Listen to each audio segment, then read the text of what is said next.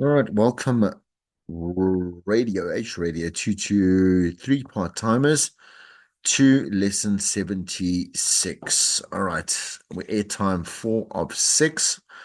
That's coming off Next Level Radio, and we are looking at points, or should I say, subsections 9.4, which is sponsorship and branded content, page 334 to 342, as well as interviews 342 and 343. So just to quickly again sum up, what is it that we're busy with? We're just moving through the whole spectrum of airtime and closing up. Basically, we're going to close up the obviously the material for the year pretty soon. This is the second last week, and I do hope to see you one last time next weekend as we close up the semester. Right. Okay, so in this particular lesson, it's quite short, and I'm going to play two videos that are going to be speaking about branded content particularly. And as you know, as we move along through it, I'll make the commentary, and we'll be looking at your textbook as I'm just going to also just hop out, just grab my Next Level Radio, so I have it here on hand. Ah, Here we go. All right. Okay, we're sort of ready. All right, and you can grab yours as well. All right, so we're going to be looking at sponsorships and branded content. Let's, as we say, as we normally say, right, within these lessons, we're going to read what goes or for what is on the slides, and then I'll obviously stop and, as you know, I'll make commentary just for better understanding and more detailed, perspectives on what it is that we are learning about. Okay, the difference between sponsorships and branded content is how much the brand is actually responsible for the content creation, right? So sponsorships like brands to content, like brands to content that already exist. Or should I say link? What am I saying? When link brands to content that already exists. So, for example, we'll have a feature, or we'll have a top 40, or whatever it may be, and we'll see the difference between these two, sponsorships and branded content. Branded content, however, creates content from scratch, a specific campaign with a set duration. So we can also, I'm going to argue this, and so it might not be that maybe that clearly stated throughout this particular lesson. If we do take a 40, right, it's a sponsorship, right? So the sponsorship will be, let's say, for 1 year or for 6 months, and you'll hear quite well, obviously throughout a top 40 or top 20 or whatever it may be that suits the station. They'll say, like, this is the top 40, the whatever top 40, YFM top 40, YFM top 20,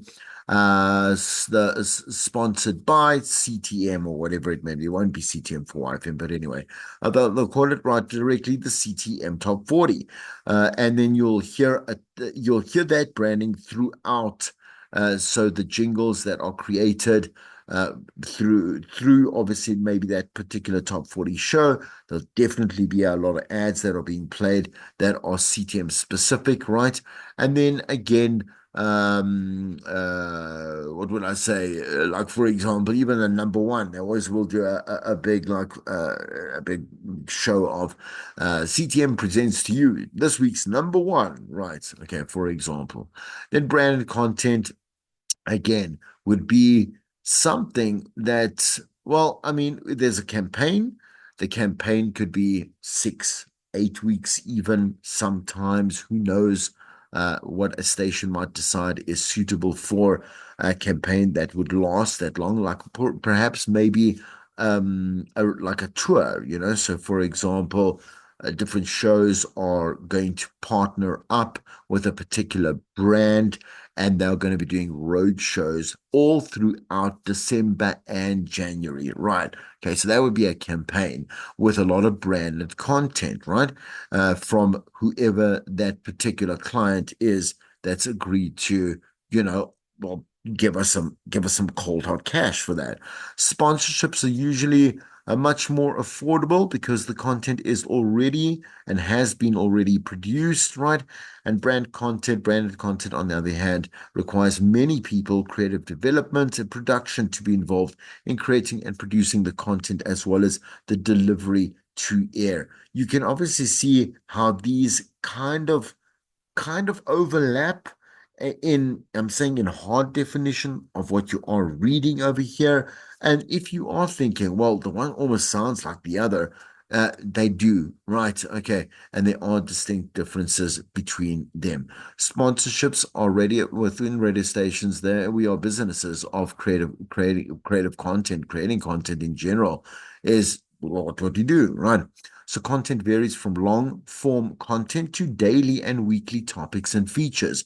Topics and features are usually time stamped, which is okay because we have to, I must just, sorry, I need to just put that on silent. Excuse me.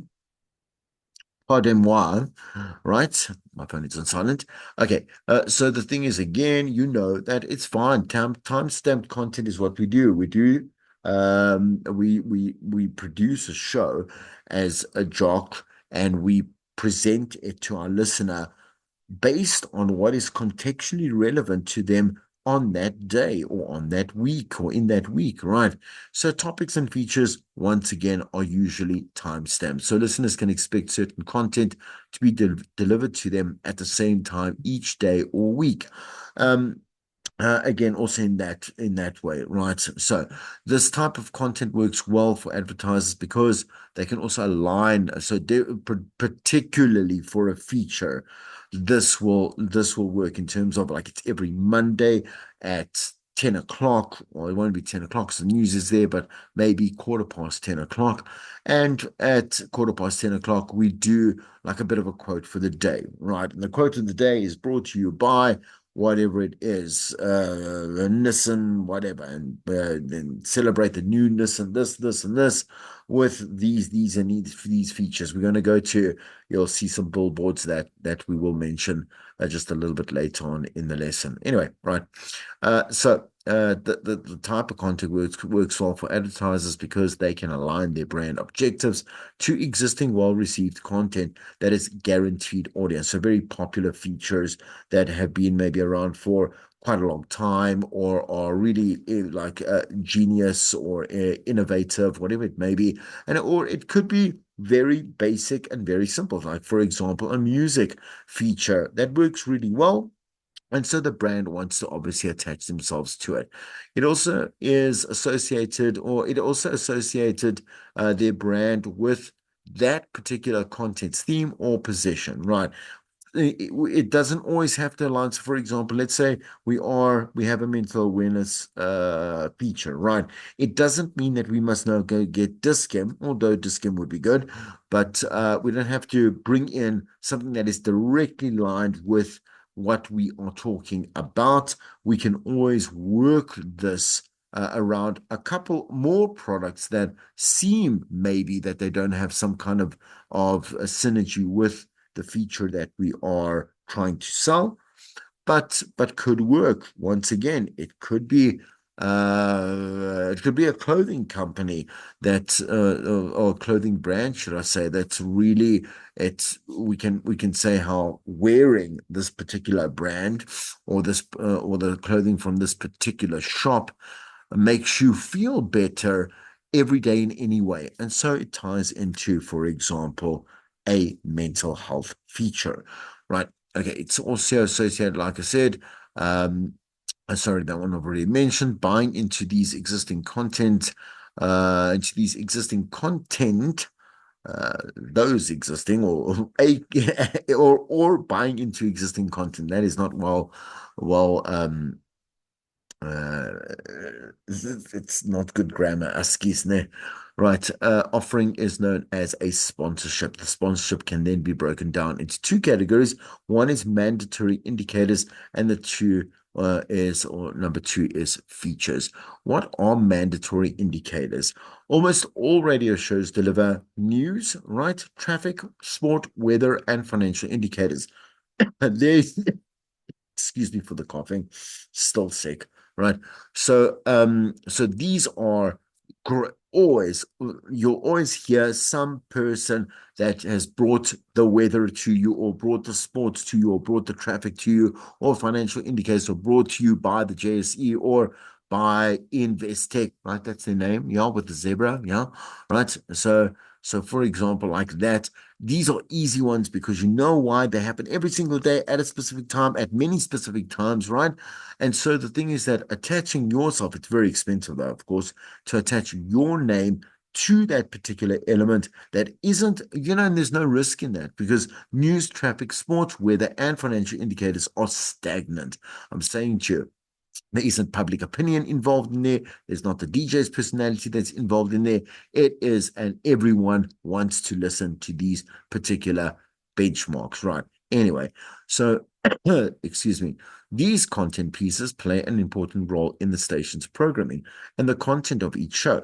So brands can obviously tap into any or all of these elements for sponsorship.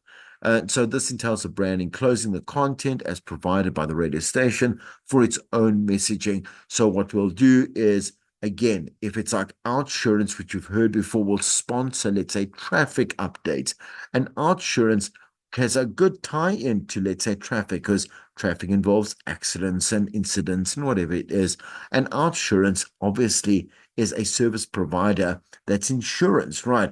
For particularly when you have an accident and many more other things as well. So the two obviously complement one another, and so it'll be an easy agreement between someone like Outsurance, Old Mutual, whatever, Santam, Sunlam, whatever it is, that would go for a sponsorship just around traffic, man.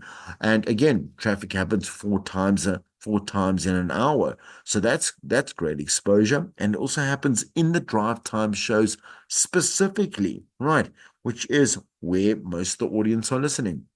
That means it's going to be really expensive, but will be obviously very effective for the brand itself, right? Brands can obviously, so we said obviously the elements of the sponsorship, right? This entails a brand that encloses content as provided by the radio station for its own messaging. This is like taking an existing product and pasting a different brand over its packaging so that the consumer associates the brand with a product, right?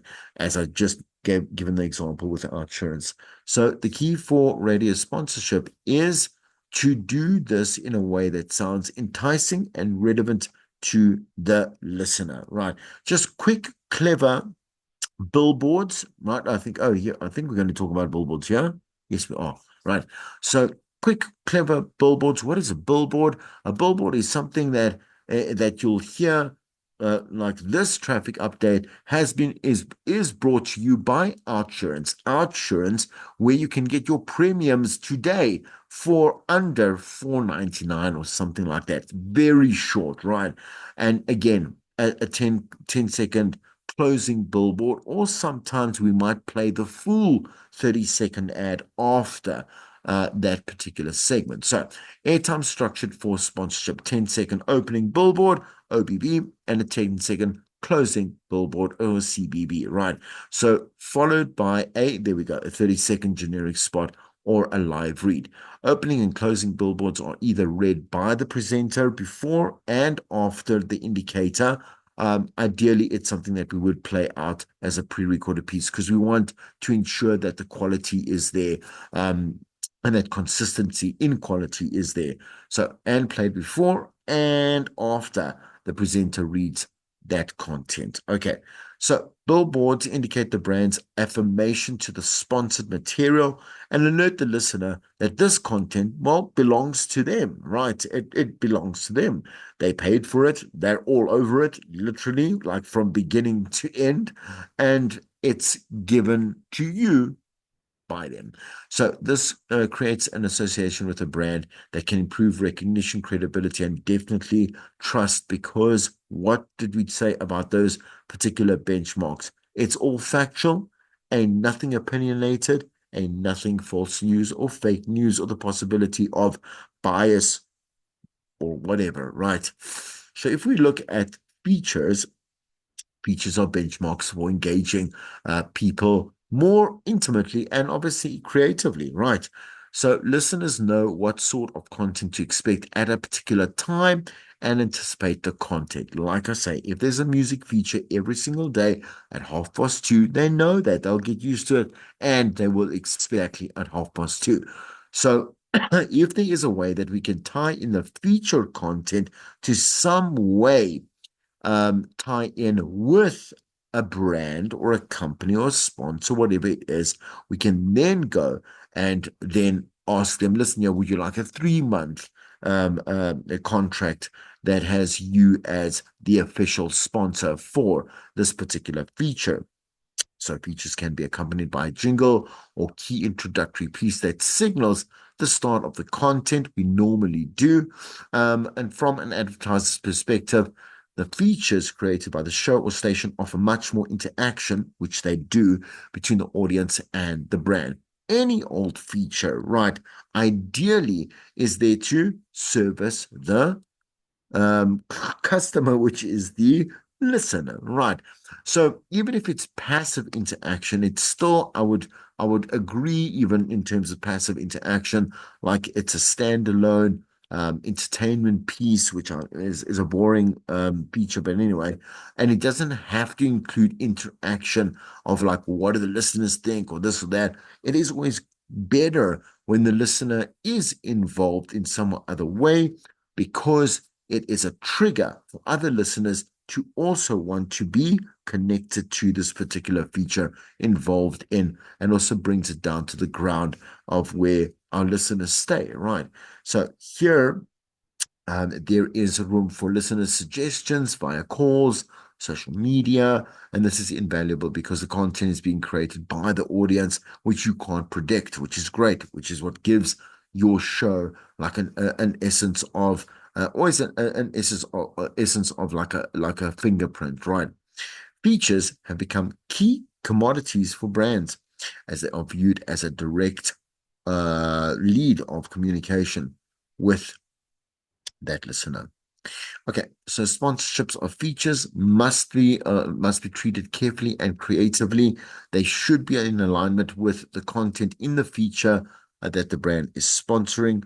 Again, for that is debatable, because if you have a music feature, you can't say, now it must only get, like, let's say someone that a company that supplies musical instruments, or it must be someone that, like, let's say like a Spotify stream or whatever it is, something that's kind of like immediately music based or music directed, right? Okay, it doesn't have to mean that.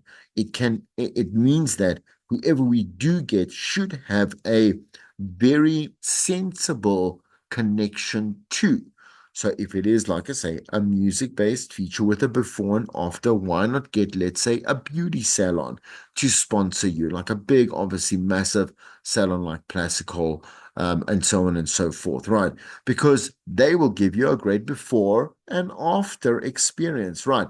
Because you look one way, you go for a facial or a haircut or a nail thing or whatever, and you go there. That's a great idea. Anyway, sidebar, right? But it's for, let's say, again, like what happened then and what happened now feature in music. Anyway, when there is a natural alignment, the commercial messages seem less blatant, meaning that the listener may be more open to it, and the brand has plan and commit has to plan and commit to a long-term sponsorship, because, like we say, 3 months is fine, but 6 months is better. Why? Because it really has to get drained into the listener's head that if we listen to this feature, we know that we are going to synonymously link this feature to this particular brand, right? Okay, it becomes second nature. Sponsoring a feature for a day, even a week, does little to create an impact. It really does, right?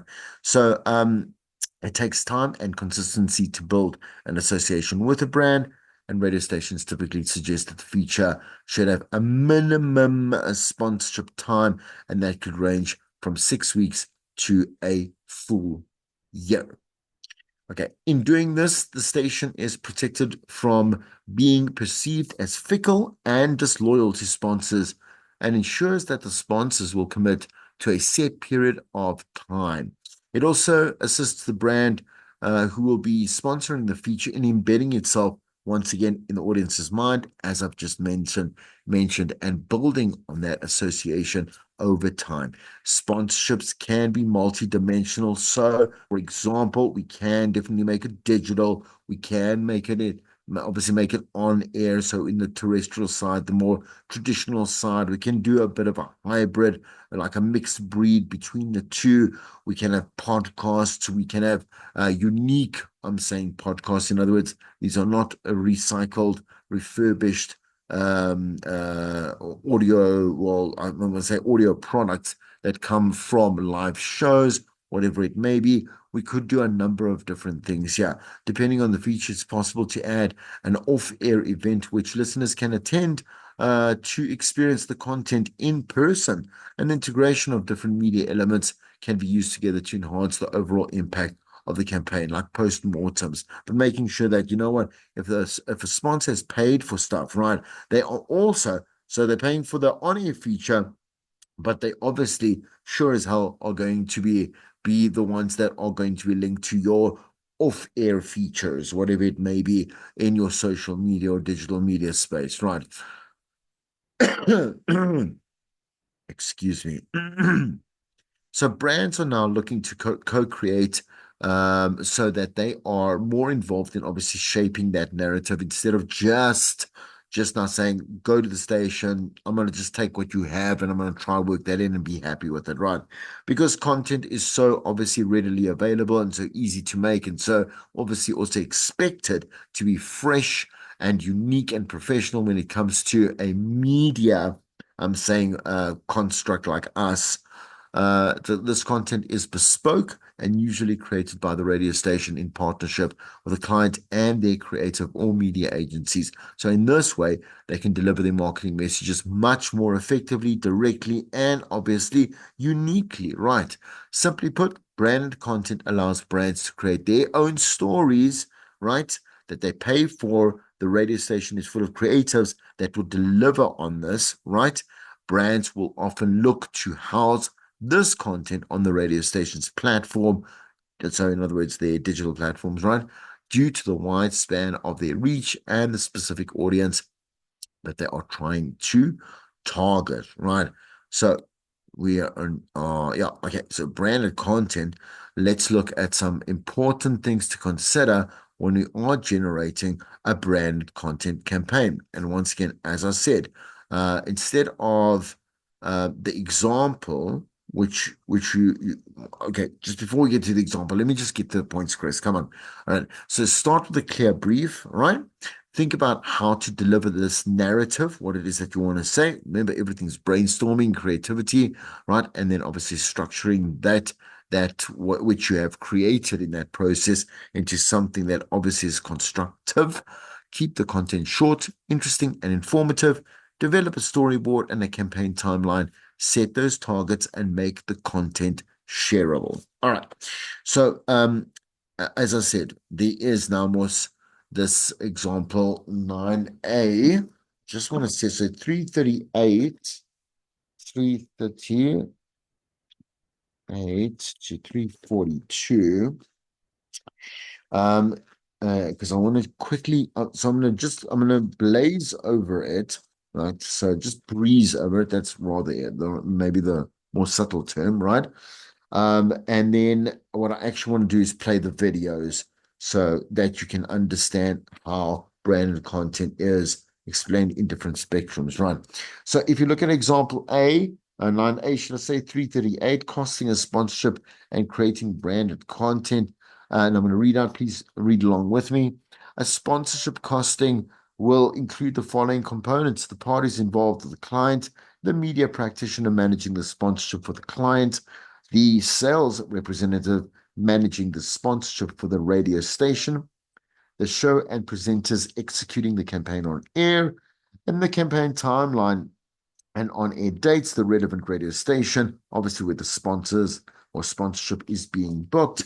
And the following table that you see now on page 339 will show you how costing could be calculated for multiple 30-second mentions during different time channels and on different days. So this then adds up as a cost per station's rate card, or as per this station's rate card, and the discount that the station will obviously give because you're buying a package. Now, all right, so if we just look at some of those, like for example, in comparison, we'll take, let's say, two spots on a Monday, 6 to 9, right?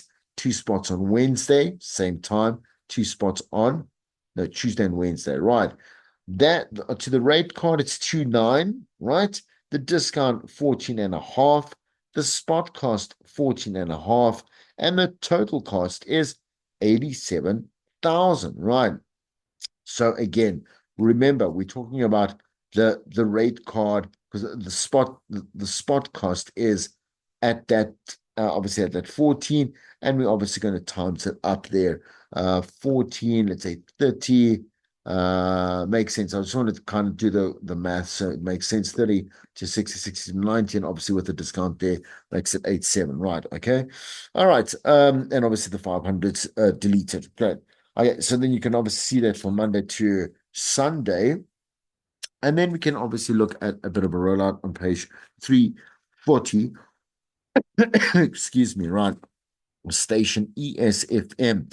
The client name is Telco.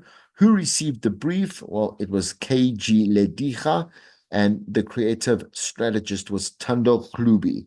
So, who is the media agency? They are Glen Creative, who handles the creative, and Billa, let me just see that if I'm reading it correctly. Billa Planning handles the media planning and the buying. So, what is the budget? Well, it's 1 million rand. Nice. It's great to be them, right? Anyway, so what is the campaign timing? At this the week commencing 11th of November, 2019. Deadline for concept to be presented. Well, it needs to be done before or on 15th of October, and that's a Friday in this context, right? So who are they targeting? All adults between the ages of 18 to 35. Focus is on young adults. Client info. What do we know and understand about the client? Well, Telco does not do a lot for creative campaigns. So this is an opportunity for us to get a content campaign instead of a generic spot schedule. So what are the insights that we get from the client? What is the client's unique selling point? As we said before, the USP we described in previous lessons. What sets them apart from their competitors, and who are they or who are their key competitors? All the other cell phone network providers answers kind of that, not all of those questions, but yeah, right. Okay, so how do they behave in their brand marketing? What is the brand tone of the voice? Well, upbeat, positive, youthful, and then fun. The campaign objectives are then obviously laid out there. I'm not going to really just go into it, but I do want to point out that obviously in terms of the prizes, you look down. Callers are going to call in during the breakfast afternoon drives and share their birthday wishes for Telco, who's obviously turning 40. Right, the caller with the best celebration message will be awarded a cash prize. This is a 100 million in prizes to be won, or there is, right? Through the mobile app on radio, there are daily prizes to be won. But on Friday, the winner of the week will be given an opportunity to come to the studio to enact their story and crush a branded 40th birthday cake in studio. The competition is open to everyone, but Telco subscribers get better prizes. So obviously, more value, trying to push them to a call of action. All right, you can have a look at the rest that's on page 342, and I think you get a general idea. Before I move on, so there's number 9 to interviews. I want to play one of the two videos that I do have for you. Oh, you must know. I'm watching the penguin. It's really good. Anyway, so this dude, there was a dude and a lady that I wanted to play. Here we go. Yeah, that guy must go. What? Hi, afternoon. I'm Jimmy and I'm the branded content director for Bauer Media's Hits Radio Brands Network. I've been invited here today to give some insight into branded content, so I guess the best place to start is answering the very question, what is branded content? Well, I'm going to suggest you already know because all of us have either heard it, seen it, read it, or been influenced at some point by it. It might have been when you woke up this morning and checked out your social media accounts, your LinkedIn account. It could have been via a magazine article you read, the back pages of a news online or via TV. Branded content is paid for marketing that is paid for by an advertiser and delivered by a channel, and in this case, radio. But what is branded content when it comes to commercial radio? Well, to define it further, branded content creates engaging commercial solutions for clients that bring campaigns to life and helps communicate a client's set of key messages. But what is it exactly and how can it work for you? Advertising on commercial radio has evolved over the years and branded content has been at the very core of delivering results, compelling results that aren't just driven by the traditional spot ads that you hear during a commercial ad break. Branded content allows clients to take advantage of extensive range of creative opportunities and partnerships that stations have available within their programming output. It offers clients a closer relationship with a station's listenership and the digital and social media audiences that they have. And because radio has always had huge levels of trust and loyalty, branded content campaigns allow advertisers the benefit from this and the unique relationship that radio stations, all shapes and sizes up and down the UK, enjoy with millions of listeners every day. Research, as we heard, has been commissioned by the Radio Centre shows that since restrictions began in 2020, more than a third of commercial radio listeners have consistently tuned in for longer. The research goes on to show that commercial radio audiences are looking forward to returning to their local high street or have been trying harder to support local businesses since the pandemic began. That they are looking forward to days out, spending more time visiting friends and family who do not live in their immediate area, a desire to hit the roads to explore more out of the local areas, and they have a hunger to get back to visiting restaurants, cafes and overnight stays away. 9 out of 10 of the working from home commercial radio audience specify that they are listening more now because they can choose the radio that they tune into while they work. The findings go on to suggest that commercial radio is giving advertisers greater access to this highly valued audience during working days when they may not have had the opportunity to pre-pandemic. So those working from home are also more receptive to advertising, and 52% of them admitted that they search for something when they've heard it advertised on the radio.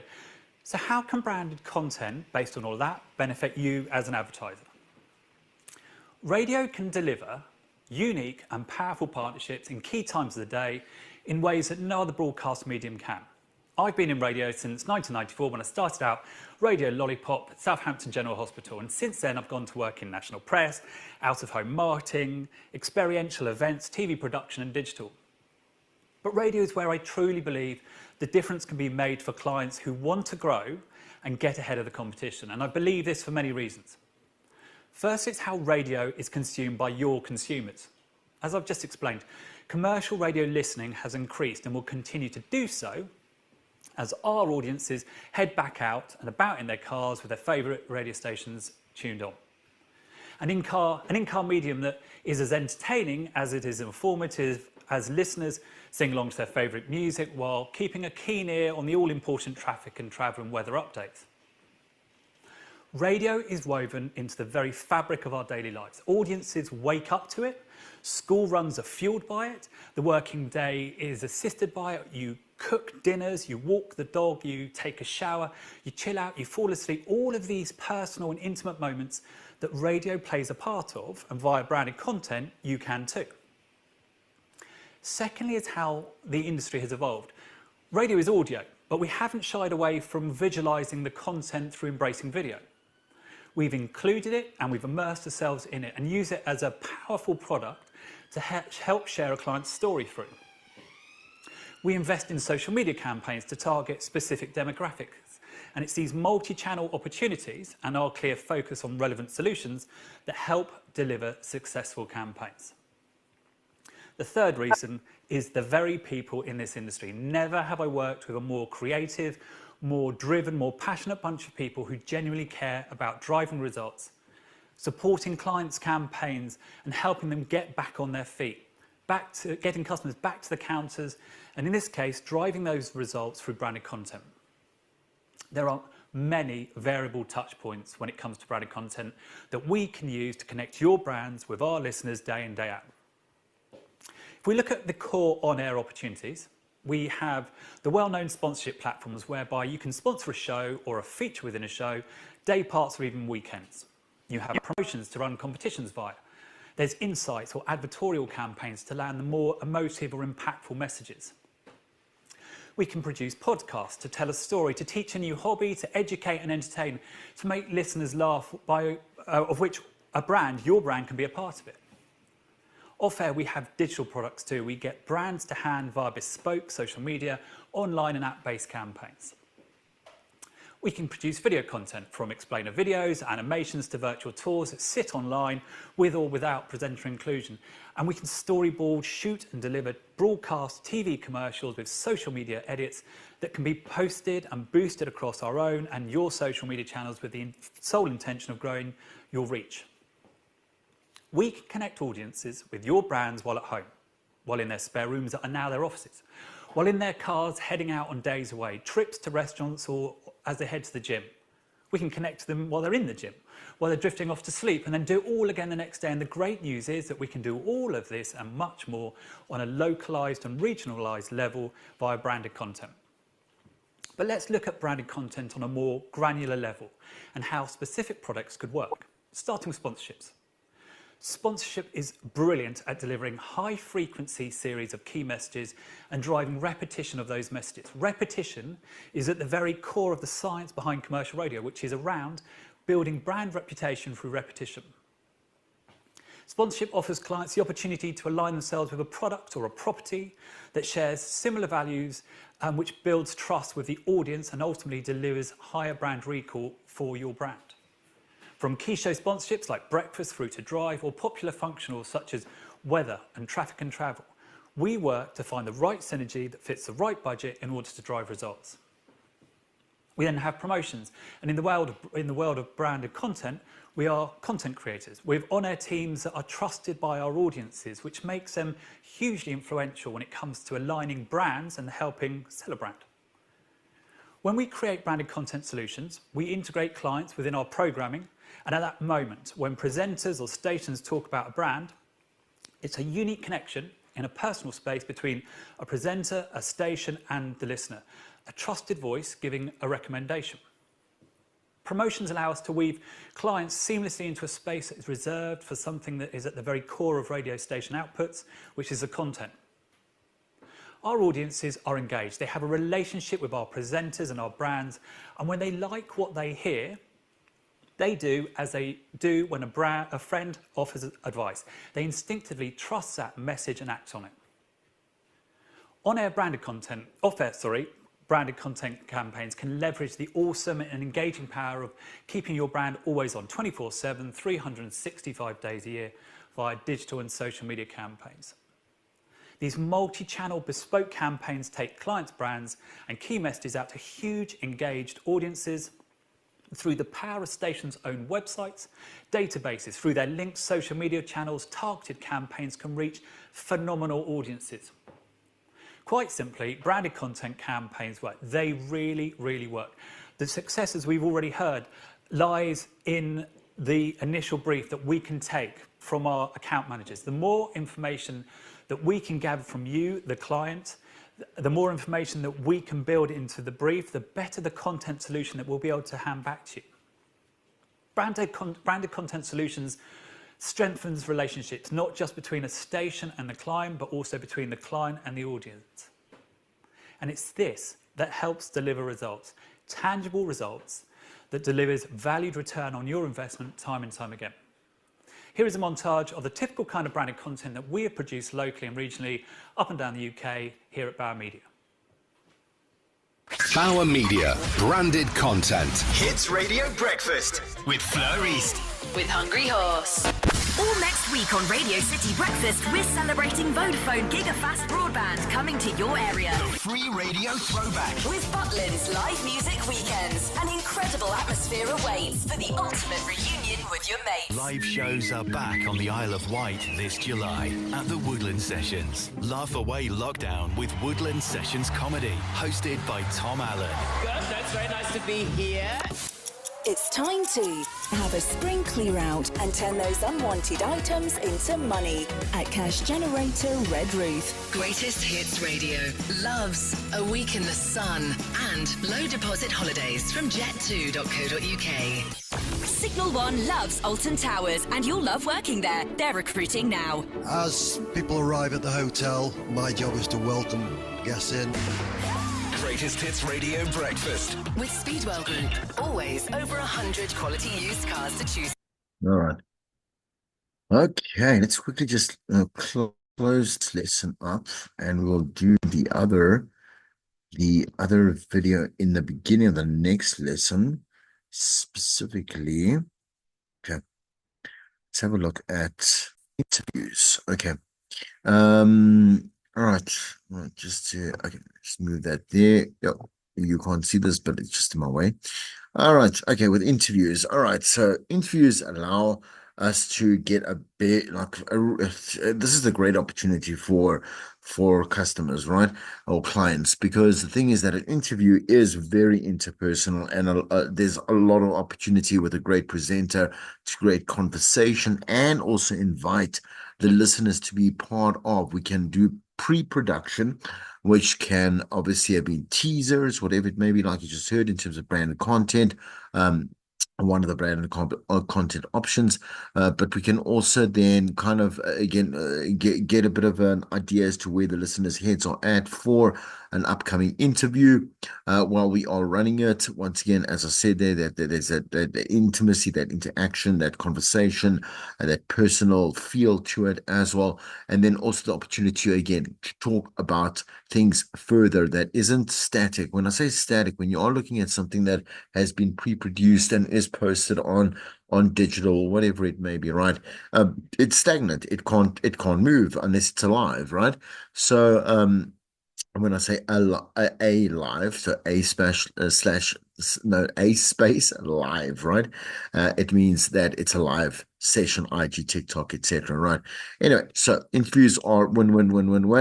And what obviously happens is when a client does come to station and they do pay for a package or whatever it may be, interviews are mandatory and they are slotted in across day parts. So, for example, maybe one in the breakfast, maybe one in the drive, not particularly in the same day, depending on obviously how long these clients have paid for. It might be in the next week in a different context with a different person celebrating or focusing on a different service, whatever it may be, right? Okay, so these are often conducted based on relevance, popularity, newsworthiness of the person being interviewed, and interviews are usually pre-approved by the program manager when it is in line with branded content, right? Okay, interview pricing is seldom found on the rate card. It's something that's negotiated with alongside the package that you are building or coming to agreement with your guest, with your client. Interviews are a topic that is navigated by both the sales and the programming teams. Things you must ask, it must happen this, you must cover this, etc., etc. And the rest, we trust you because you are on air and you're part of our elite programming staff to do your job, right? So an interview can be used to launch a campaign, convey necessary information to the public, or maybe explain a partnership between a radio station and a brand. Alternatively, it can be used as a campaign conclusion to highlight the work that obviously has been done and thank obviously that audience. Okay, so just from your textbook, there are some key points to have the client consider when they do agree to an interview. Beware of the audience, so make the information relevant. Don't just go off on a tangent, which is why pre-interviewing and pre-prepping that particular guest is important as part of the broadcaster's job, right? Give examples to explain, be succinct. In other words, keep it brief. Let's keep it clear. Let's keep it on point. Get the listeners to feel a connection. So focus on obviously how it is relevant to their own lives, how the brand can be incorporated into their daily lives or their needs, etc., etc. Consider how to make them feel that way, and do not just, excuse me, rely on the brand existing reputation. Well, it's of no use. Because we know the bank exists. We know that excuse me, I'm so sorry. Like the tire brand exists or whatever it may be, like Taste Never Hate, whatever. So what? It's already there. Then why are you doing this in the first place? Be open to difficult questions. The brand must appear open and honest. If they seem like they're being vague or sketchy or whatever, boom, they're nothing. Right? I'm not going to use any swear words. Consider inviting live callers to ask questions. Obviously, investment, right, and interest. That's what is then obviously advocated. Use an approach that resonates with the listeners. So consider the target audience, the tone of the station, and then consider the existing listener base. All right. So do activity 9B, question 1, 2, 3, page 3, 4, 4. If you can just turn there, I'm just going to read through it with you. So number 1 says, in your own words, briefly explain the difference between sponsorships and branded content. 2, match the following mandatory sponsorship options in column A with the relevant brands in column B. In one sentence, explain why you chose each match. Column A, news, sport, and financial indicators. Column B, Nike, Rand Merchant Bank, and Lombard Tires, or Lombard Tires. Right. Number 3, brand X sells sporting goods and equipment. So they have purchased a campaign on XFM, and as a part of their deal, have requested that the radio station interview the brand X managing director. You are the sales manager for this account and must decide whether or not you will sell brand X the interview. Required, write a short paragraph explaining your decision. Right. Okay. You know what? Now that I think of it, why not? Let's just let's look at the last video then as well, and we'll round it up there. So it was also just before here. This is a nice how-to. This is great. It's a little shorter, which is fine. Let's have a look. See. What is branded content with some examples? Branded content is an effective response to an increasingly saturated market. Today, users are constantly overwhelmed with ads and information to the point that many of them resort to solutions such as ad blockers or develop ad blindness. To combat the disdain for traditional advertising, brands need to look for new ways to connect with their audience, find creative ways to get the public's attention, and convey the values they represent. And branded content is a great solution to all of these needs. Therefore, in this video, we'll take a look at what exactly is branded content, what advantages it has for brands, and we'll give some of the best examples to show it. Let's get started.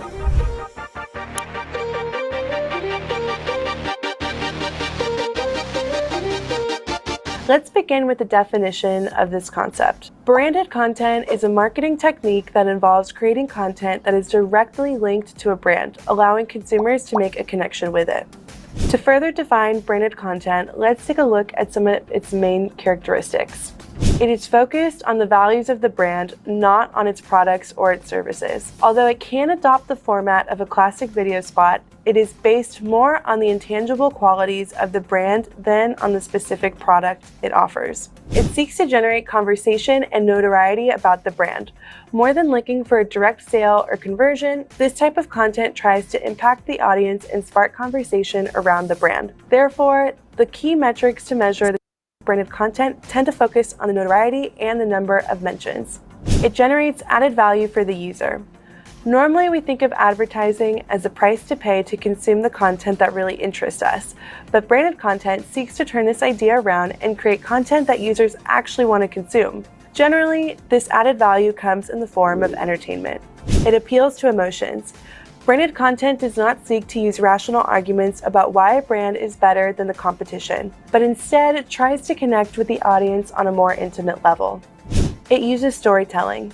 In essence, this type of content seeks to tell a story about the brand to the viewer with protagonists as well as a beginning, middle, and an end. It can be presented through multiple formats and channels. Branded content is a very flexible concept, so it can be adapted for many different formats like videos, podcasts, video games, events, or even combine several of them to tell a history of the brand. Likewise, there are many different ways to spread this content, from apps to social networks to the brand's website. The content may be co-created. It is very common for brands to collaborate with film directors or other renowned professionals to create their most outstanding content. But the collaborations don't end there. User-generated content is also a popular resource, allowing users themselves to tell the stories about the brand and thus get involved while providing content. The term branded content is relatively new, so there is still some confusion about it, and sometimes it gets mistaken for other related techniques. This is why we'll take a look at the difference between branded content and conventional advertising, content marketing, and product placement. Let's start with branded content versus conventional advertising. Conventional advertising focuses on products and services, but branded content does not. Although products can appear in the content, they are not the main focus, nor are they directly talked about. Instead, there's greater focus on more abstract values and brand story. In comparison with conventional advertising, branded content is not invasive. TV spots or digital formats such as banners and pop-ups are based on grabbing the user's time and attention, so the goal is that the user consumes branded content voluntarily. Branded content versus content marketing. Content marketing is a broader concept. It is a strategy that encompasses all types of content created by the brand, while branded content would be a specific type of content within the overall strategy. Within a content marketing strategy, there is room for many types of content that are not branded, for example, informative guides, video tutorials, or testimonials. So branded content would be within content marketing. Branded content versus product placement. In product placement, the product always appears very explicitly and clearly, while in branded content, this is not an essential requirement. Product placement is passive. The control over what involves the product and the context of the placement is mostly decided by the creators of the main content, for example, a movie or a series, and not by the brand itself. And finally, product placement does not use storytelling. The main story is not related to the product or the brand, while branded content is always related to the brand's corporate values. Now that we've taken a look at the definition and the differences between branded content and other types of marketing strategies, let's see what are the advantages of using branded content. It is not invasive. Conventional digital advertising generates more rejection among users with banners that hinder navigation. Instead, branded content seeks to attract them naturally and make them want to get involved. It generates an emotional connection. The best branded content is capable of telling stories that excite the audience. This emotion gets associated with the brand, making users remember it for a long time. It has the potential to go viral. Branded content is presented in shareable formats that often lead to the content being shared through social networks. It can quickly generate a snowball effect that can go a long way. It improves the positioning of the brand while generating engagement and loyalty. Instead of just repeating a slogan, it tells a story that represents the values we want to associate with the brand. So the positive associations and the characteristics associated with the brand register in the minds of the audience. It can help promote traffic and leads. Although it is associated more with notoriety and metrics, a good branded content campaign can also serve to bring a large amount of traffic to your website and start introducing users into the conversion funnel.